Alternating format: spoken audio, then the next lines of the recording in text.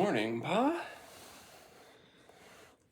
Well, today we were talking about the sealing power, and one out of my three children was Kaylee was the one who was paying attention about information on the sealing power, and I was starting into the structure of the priesthood and who Melchizedek likely was as one of the sons of Noah, likely, but and why he was a point to which he's a substitute, like a type or a shadow of Jesus Christ. Since Abraham basically is likely had a sacrament with him and paid tithes to Melchizedek, king of Salem, as in Jerusalem.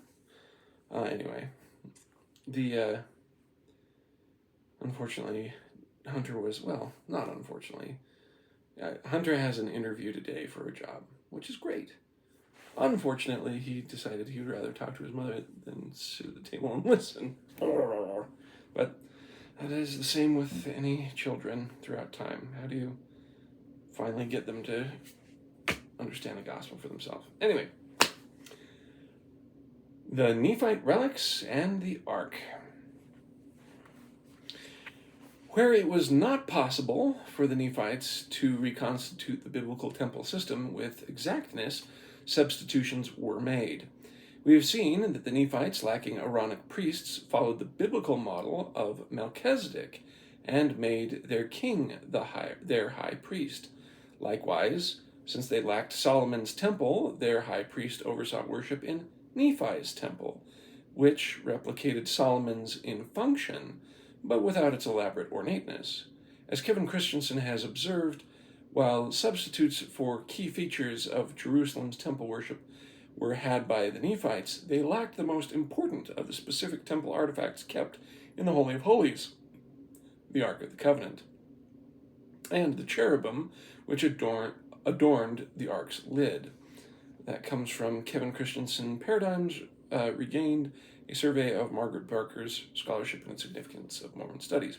The Ark, with the relics it held, from which the divine presence was believed to emanate, was literally central to Jerusalem's temple. Indeed, the temple was, in one sense, a house for the Ark of the Covenant, which is, in turn, housed Moses' stone tablets that God touched with his finger on Sinai during the Exodus and provided Israel with an embodiment of his presence. The first temple was constructed in concentric zones of sacredness around the Ark, with the chamber that contained the Ark being the holiest place of all, the Holy of Holies. There, the Ark served as the temple's holiest altar, where the Day of Atonement, the high priest sprinkled sacrificial blood to secure forgiveness for his people's sins, and that's in Levi 16. Nephite substitutes for the treasures of the Ark. The Nephite sacred relics handed down from king to king included the sword of Laban, brass plates, Liahona, jaredite breastplate, and the interpreters, as discussed in chapter 7. Each of these Nephite high priestly heirlooms parallels relics associated with the biblical Ark of the Covenant, including both the implements used by the Ark's custodian, the high priest, and the objects placed in or near the Ark. The Nephite high priest king used divining instruments, parallel to the biblical high priest's Urim and Thummim. The first Liahona, the Nephite high priest king used divining instruments parallel to the biblical high priest's Urim and Thummim. First, the Liahona, which paralleled it in function, and then the interpreters, which paralleled it in both function and form. This parallel was not lost on early Mormons, who quickly began calling the interpreters the Urim and Thummim. That's Doctrine and Covenants 17:1. And conflated the Nephite high priestly breastplate with that of Aaron. Footnote says, W. Phelps in particular conflated the Nephite breastplate with the breastplate of the biblical high priest. See, for example, William H. Damold's Journeys of January 14th, 1855. Similarly, Nephites' cache of regal and high priestly treasures included at least one relic parallel to those kept in or with the biblical ark. The Liahona paralleled aspects of both Aaron's rod and the pot of manna. It paralleled Aaron's budding rod in function and paralleled the preserved manna in its function, sustenance, in its form, a round ball, and in the way it was introduced to the narrative being found on the ground in the morning.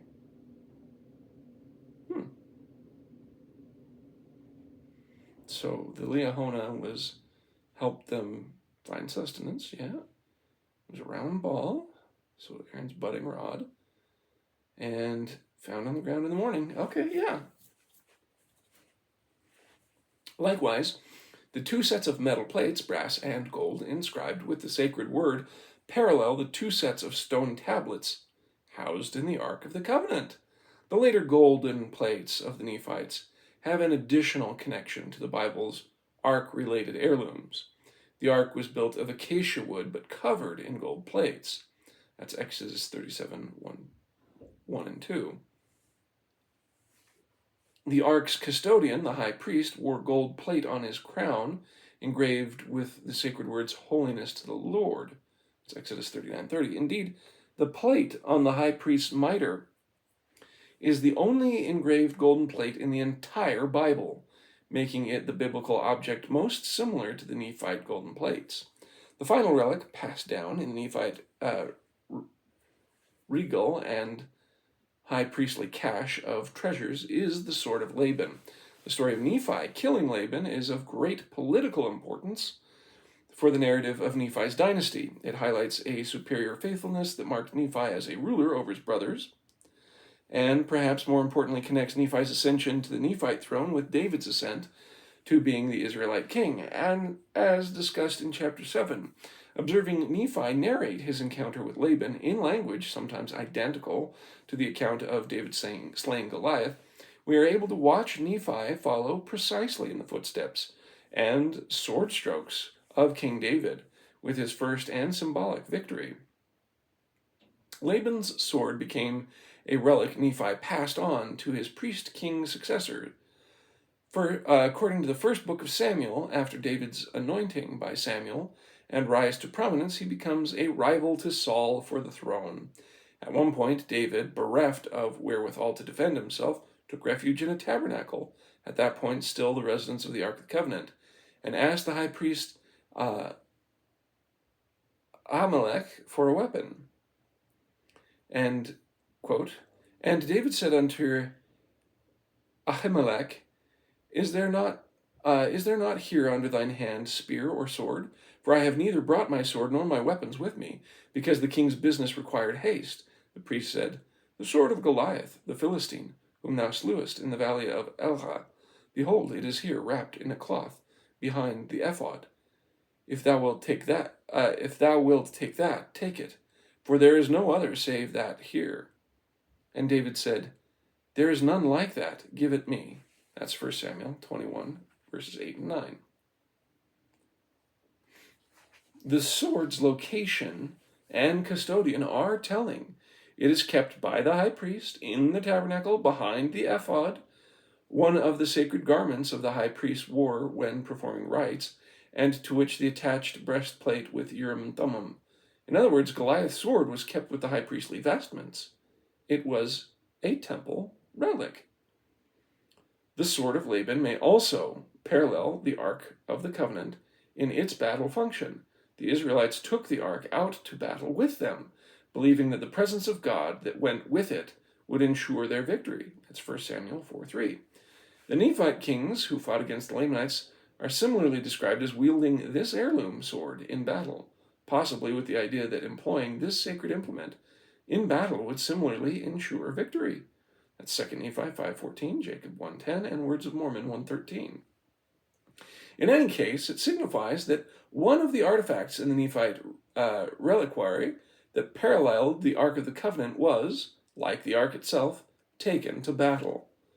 One by one, each of the heirlooms in the sacred cache of Nephite high priest kings parallels relics housed in the Ark of the Covenant or held by the high priest. The systematic parallels manifest that the Book of Mormon's sacred treasury was gathered to deliberately parallel that of the biblical high priest and Solomon's temple. Thus, the Nephite king, who acted as custodian of these relics and consulted his own Urim and Thummim, possessed the revelatory power and authority over the temple that in the Bible belongs to the high priest.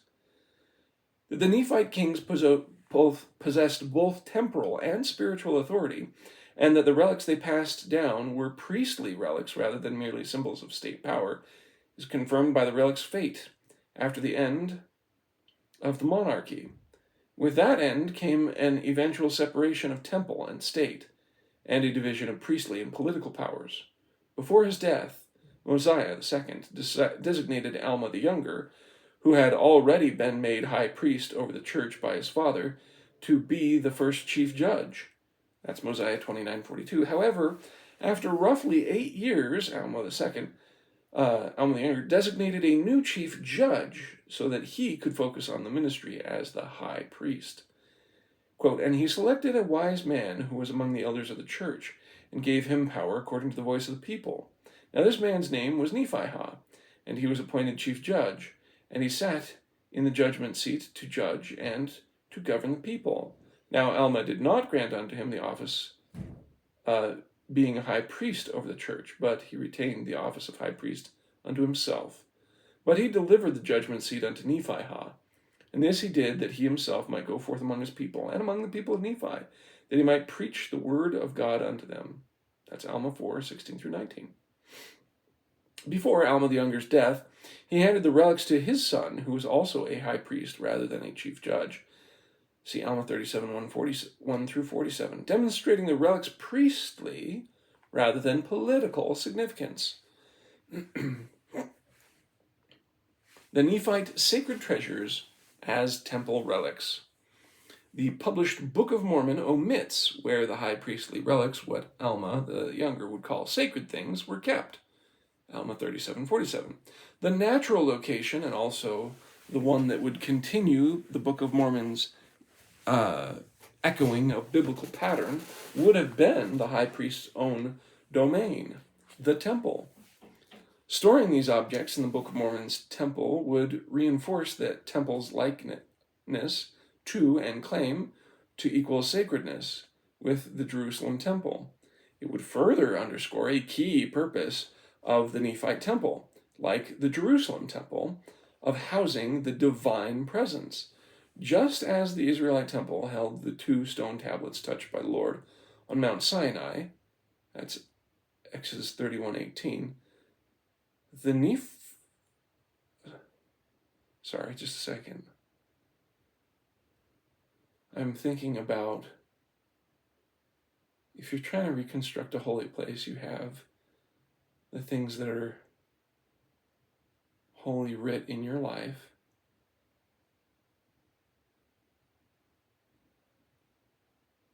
Oh, wow.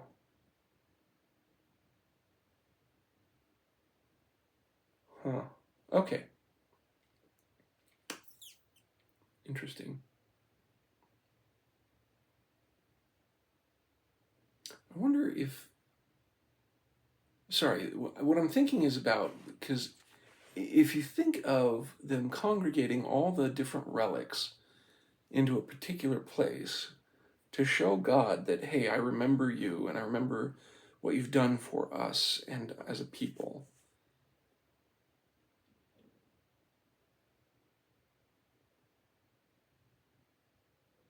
Then, oh my gosh, wow. I wonder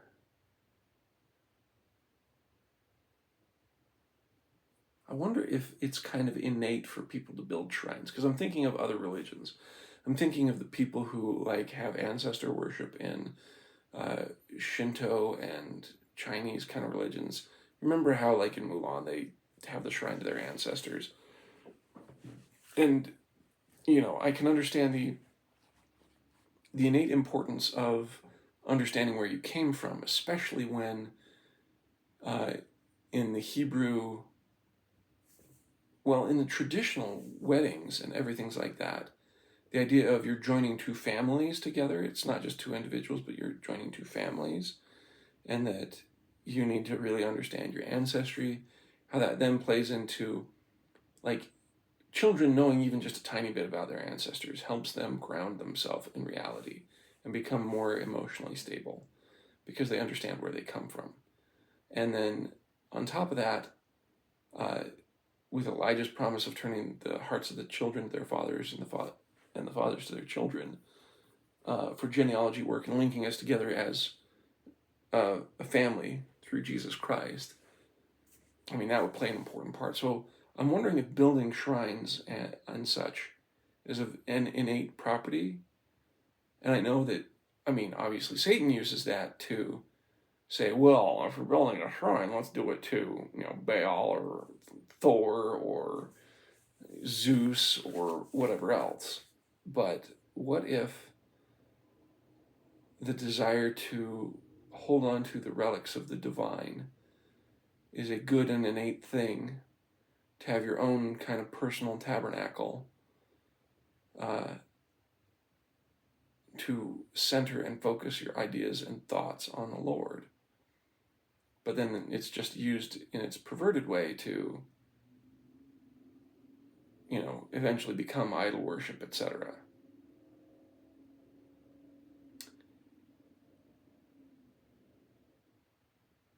So, yeah, that's what I was thinking about. That just popped into mind.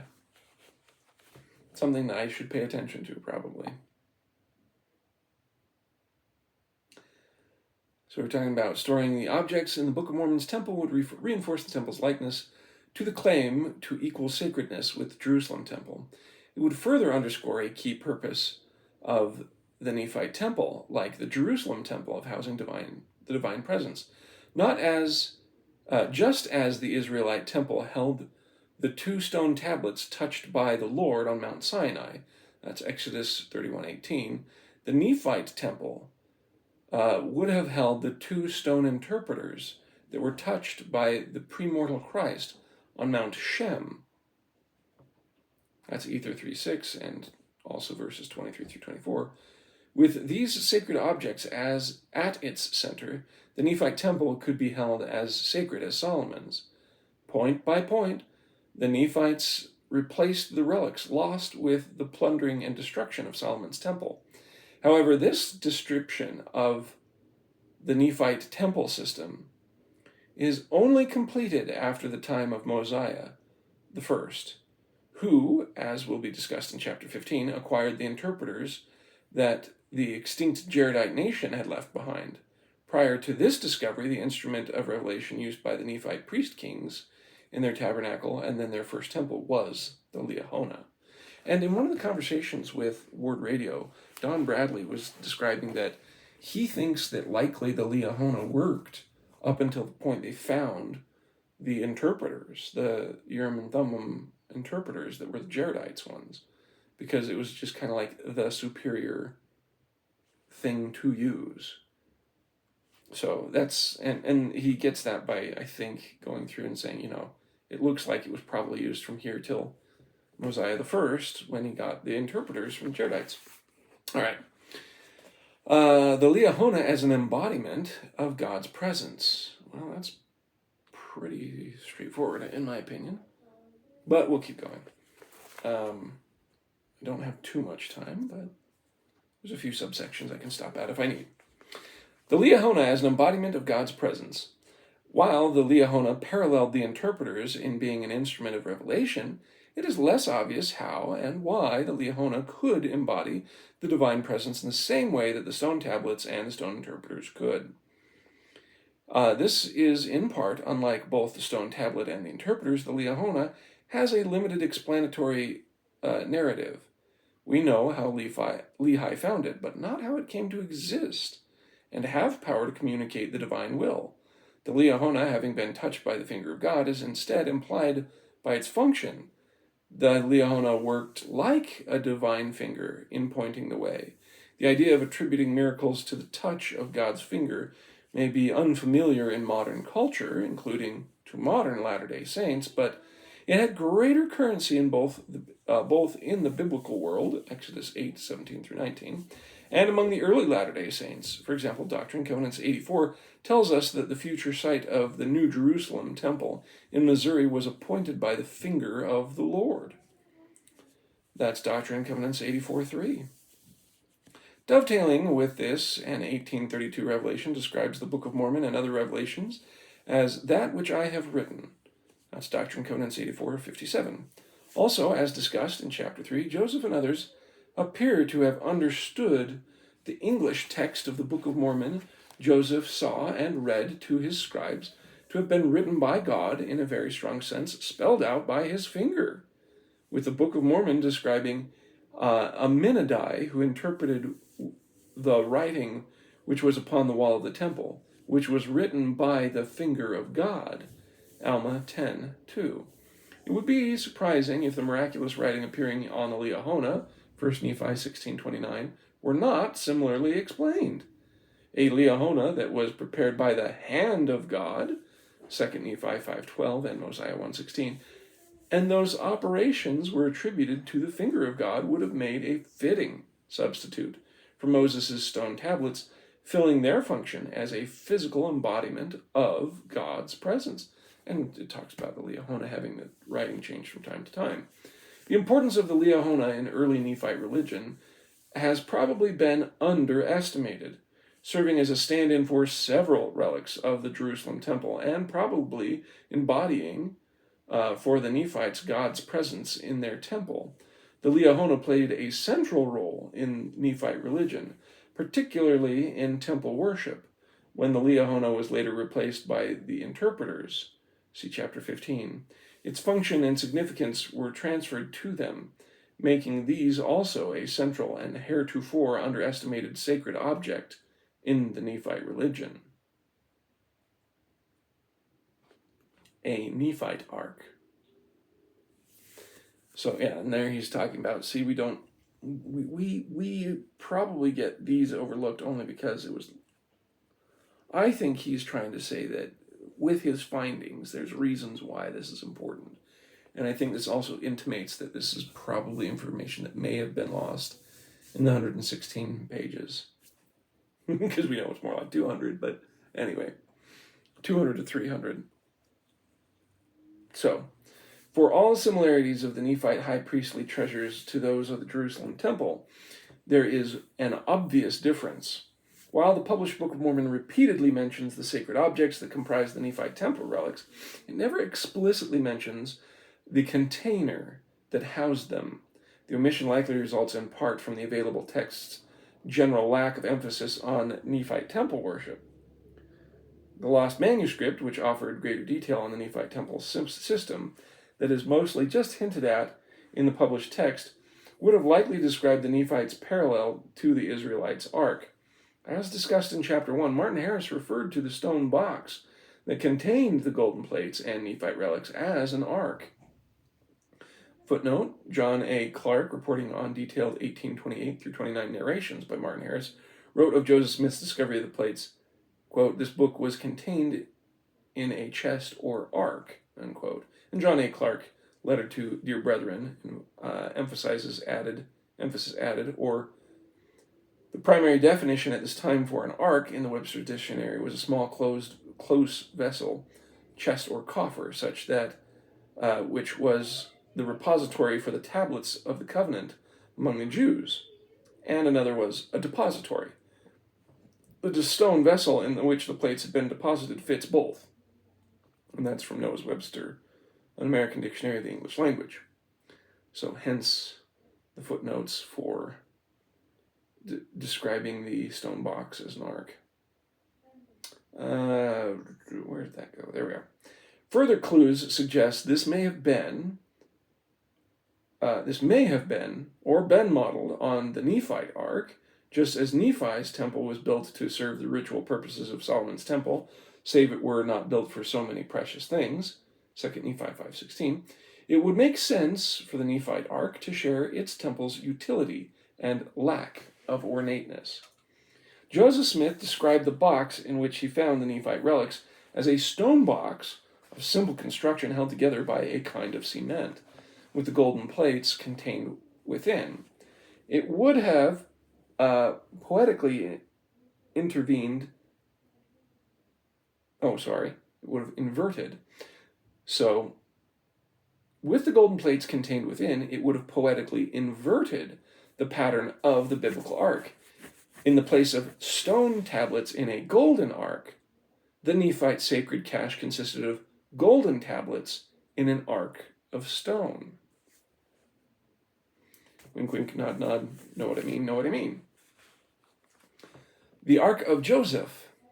Unlike the biblical high priestly and ark relics, which were associated with Moses and Aaron, the relics of the sacred cache for Nephi's temple had a distinctively Josephite provenance. A sword and brass plates forged by Joseph in Egypt, golden plates modeled on the brass plates, forged by Joseph's heir Nephi, and engraved in Egyptian, the Lihona, a token of God's mercy in the founding of a new Josephite nation of Israel. The Nephite ark might thus be identified as an ark of Joseph, one bearing relics from Joseph himself and from a nation that sprang from him. As noted in chapter 10, the idea of a second sacred ark, one that memorializes Joseph of Egypt and may be juxtaposed with the Ark of the Covenant, does not first emerge among the Nephites, but among the biblical Israelites. The collectively unique Hebrew term Aaron is used for both the Ark of the Covenant and for the coffin of Joseph has led one biblical. Sorry, let me reread that sentence.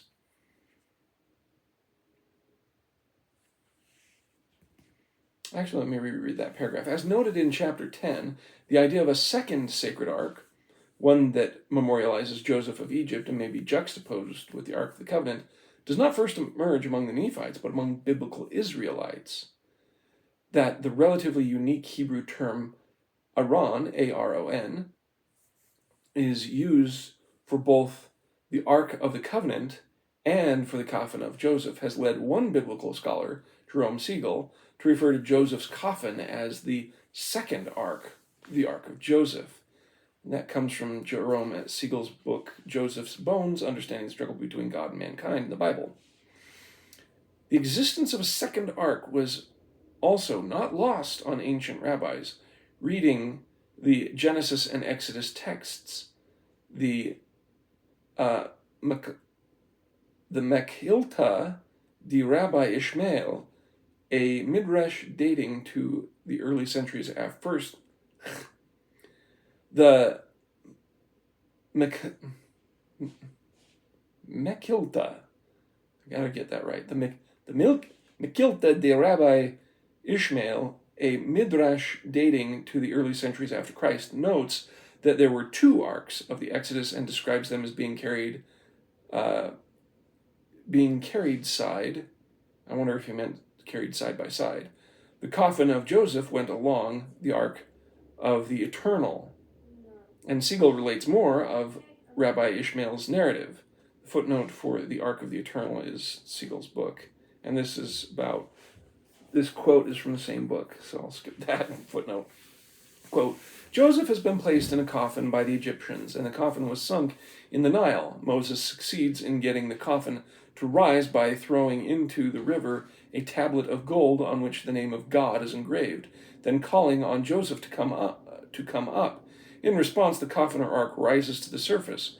Once possession of the coffin is attained, the Mechilta links Joseph's coffin to the Ark of the Covenant.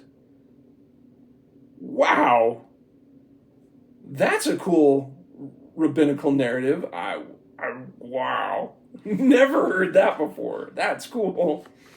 The parallel is striking. The rabbinic narrative of Joseph's coffin associates it with an engraved gold plate, while Joseph Smith's account and the Book of Mormon describe the Nephite repository of Josephite relics housing a book of engraved gold plates.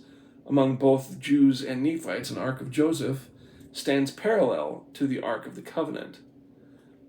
Oh, and just in that rabbinical text, I'm sitting here thinking, There's parallels to the coffin rising out of water, similar to being baptism and the resurrection. And as well, geez, that's a cool rabbinical text. Like, really cool. Dang, I'll have to stop here. Next is Nephite temple worship and the temple restoration. Oh, we're so close. You know what? Let's do it. We can finish the chapter. All right. It's only 2 more pages. 3 more pages. The use of a stone ark to house the relics in a temple that was like Solomon's, but without many precious things, reveals the values in Nephite temple worship. The emphasis of Nephite temple worship was not on the container, the material value of the building or the ark, but on its sacred contents, the divine presence and the instruments through which God was revealed. While many details of the Nephite temple system can be teased out of the published Book of Mormon, there are reasons to believe the lost manuscript said much more about the structure of Nephite temple worship. First, the lost text provided more detail of the early period of Nephite history, when worship at the Temple of Nephi and the Temple of Mosiah was first established. A more detailed historical record in general, was likely to convey more regarding the history of the Nephite temples, in particular including their construction, the identity and actions of their high priests, and the establishment of worship in these temples, just as the earlier texts of the Hebrew Bible, during and surrounding the Exodus, provide much more detail on Israelite temple worship than do the later books. Footnote: the lost text also covered the period when Lehite temple worship was conducted in their tabernacle, and it also almost certainly said something about how they established worship there. By way of parallel, the record of the biblical Exodus lays out in tremendous detail the functioning of Israelite priesthood, how the Ark of the Covenant was to be constructed, and how the tabernacle was to be conducted. And the corresponding portion of the Book of Mormon would have appeared early in the lost manuscript. No, I can't believe we lost that, but at least, hey, like, pointing all this out is really making it so you can kind of understand what they were doing. Second, the lost manuscript covered nearly the entire period during which Nephite worship centered on temple rather than on church. A shift that emphasis from temple to church occurs in the middle of the book that picks up where the lost manuscript left off, the Book of Mosiah. While the temple appears as a sacred center in the first chapters Joseph dictated, after resuming translation, Mosiah 1-6, emphasis on the church, and even the word church first appears well into the Book of Mosiah, when Alma, the elder, the founder of the Nephite church, Mosiah 23:16, performs the first baptisms and establishes the Church of Christ at the Waters of Mormon. That's chapter 18, 7-17 of Mosiah. So the first book we have of Mormon's abridgment is the one that bridges the religious and political changes that occurred just after the Lost Pages period, the transition from the reigns of the kings to the reigns of the judges, and from the dominance of the temple to that of the church, from halfway into the Book of Mosiah and from there through the end of the Book of Mormon. Nephite religious life is chronicled as a history of the church, with Mormon noting that they were called the Church of God, or the Church of Christ, from that time forward. That's verse 17. Covering as they did the pre-church period, the Lost Pages could not have framed Nephite worship as a history of the church, and would have instead framed it in terms of other Nephite religious institutions, the most consistent and notable of which was the temple. A third factor also gives reason to believe the Lost Pages included more about Nephite temple worship, including the details of the king's priestly role and royal treasures' dual function as temple relics. Unlike the published text and lost text was a sacred history of Nephite line of kings, and it was, as we have seen, the kings who played the central role in Nephite's temple worship. Given the king's role as guardians and priestly users of the temple relics, a narrative focused on the kings and the abridging of the record kept by the king would have almost certainly featured more centrally these relics and their place in Nephite temple worship. Footnote: only one small portion of the extant text, the Book of Mosiah, chapters on Benjamin and Mosiah, gives any substantive narrative on the line of kings, making it unlikely that it would detail their role vis-a-vis the temple. The Nephite temple and the restoration. The narrative of Lehi and Nephi was one of loss and restoration, loss of the sacred institutions of the Israelite Commonwealth of Judah, and the restoration or recreation of those institutions in a new Israelite Commonwealth of Joseph. Lehi and Nephi recapitulate the founding of the biblical nation of the 12 tribes in the founding of their own 7-branched nation. By successively recapitulating the history of the Bible successively recapitulating the history of the Bible, the biblical patriarchs, the Exodus, the conquest, the monarchy, and the like, they progressively restored elements of the biblical commonwealth. With the establishment of worship in Nephi's temple, that process reaches its fruition. In light of how worship is established in Nephi's temple, earlier incidents in Nephite sacred history seem to occur primarily to make this worship possible by enabling Nephi to acquire the appropriate sacred relics by which to bring the divine presence into the temple and to acquire with them authority as Joseph's heir, and the Josephite David, making Nephi the legitimate king, and thus the legitimate high priest over the new temple. Looking back over the story of Lehi and Nephi from its end, a fully functioning system of temple worship is the goal towards which the early events of their history tend, the culmination to which they build. This centrality of temple worship to Lehi and Nephi's New World dispensation forecasts the centrality of temple worship to the restoration. That Latter-day Saints early on believed they would rebuild the temple of Nephi is fitting. Figuratively, they have. While the lost manuscript narrative of Lehi and Nephi and others never had an audience outside of Joseph Smith and his scribes, the understanding of temple worship presented there likely had a great impact on Joseph Smith's own early understanding of temple worship, providing him with an important insights for the later work of the restoration. Still more, Lehi and Nephi's work of restoration provided a model for the work of restoration Joseph and the saints would undertake.